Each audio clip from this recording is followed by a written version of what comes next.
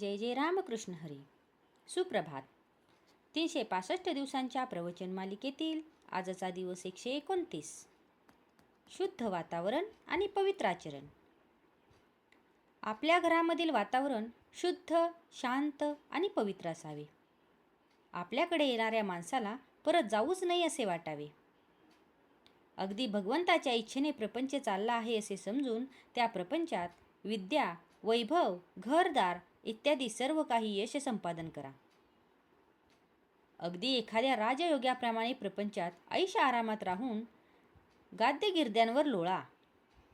पण हे करीत असताना तुमचे अंतःकरण मात्र भगवंताच्या प्रेमाने ओथंबलेले राहू द्या. कोणाशी वाद घालीत बसू नका. जगाचा मान फार घातक आहे. त्याची एकदा चटक लागली की मनुष्य त्याच्या मागे लागतो. नंतर मान मिळवण्याची कृती थांबते आणि मानही नाहीसा होतो. जगातले अजिंक्य पुरुषसुद्धा कुठेतरी विषयात गुंतलेले असतात. तिथे त्यांचा घात होतो. जगाला ते भारी असतील, पण त्या विषयापुढे त्यांचे काहीच चालत नाही. प्रेमात गुंतू नका.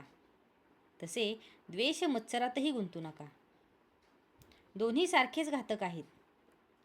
आपला प्रिय नातेवाईक मेला आणि आपण ज्याच्यावर दावा लावला आहे तो भाऊबंद मेला. दोघेही मेल्याचे सूतक सारखेच.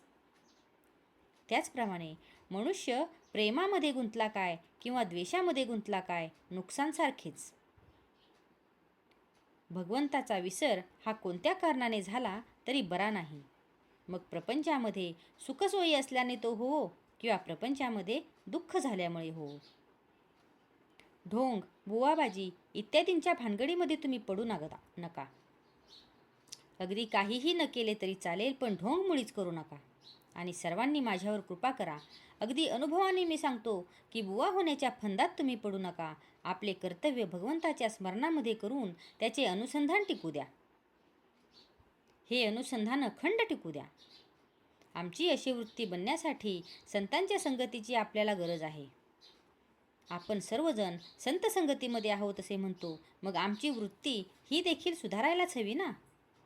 तर संतांना ज्याची आवड आहे ते आम्ही धरले नाही, म्हणून आमची वृत्ती सुधारत नाही. श्रीकृष्णाने उद्धवाला ज्ञान देऊन त्याला गोपींकडे पाठवले. भगवंताच्या नामामध्ये त्या रंगून गेल्या होत्या. गोपींचे नामावरचे प्रेम पाहून उद्धवाला आश्चर्य वाटले.